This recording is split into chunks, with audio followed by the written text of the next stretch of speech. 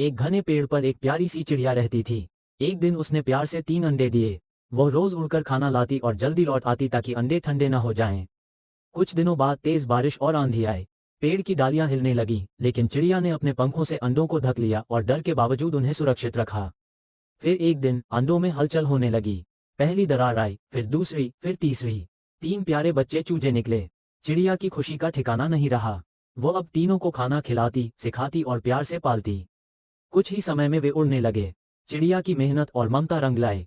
शिक्षा, माँ की ममता और धैर्य से जीवन में हर मुश्किल आसान हो सकती है।